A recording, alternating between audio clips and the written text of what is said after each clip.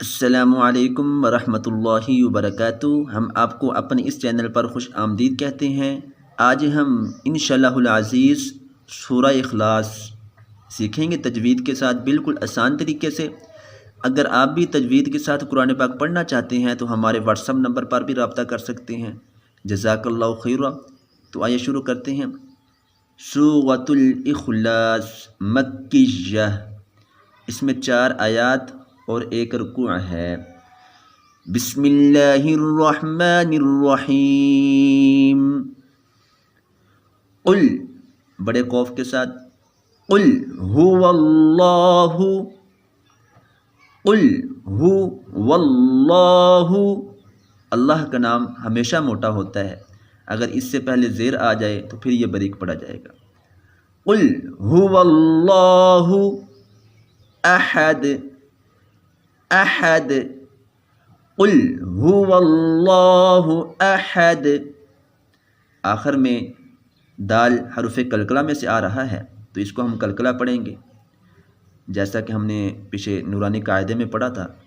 حروف کلکلہ 5 ہیں، اگر کسی کو یاد نہیں تو وہ نورانی قاعدہ دیکھ سکتا ہے پچھلی ویڈیوز میں۔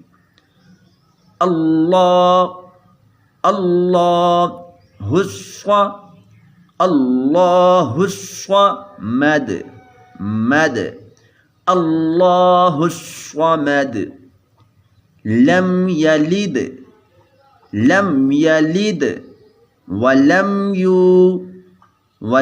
یولد، لم یلد ولم یولد، ولم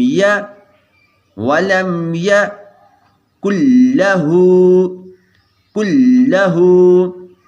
پیچھے ہم نے پڑھا تھا قاعدے میں کہ جس حرف پر تشدید ہو وہ ہمیشہ پیچھے والے حرف کے ساتھ مل کر پڑھا جاتا ہے۔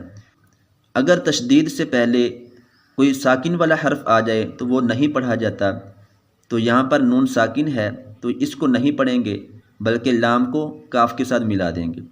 وَلَمْ يَكُنْ لَهُ، وَلَمْ يَكُنْ لَهُ كُفُوًا، كُفُوًا أحد، أحد، وَلَمْ يَكُنْ لَهُ كُفُوًا أحد۔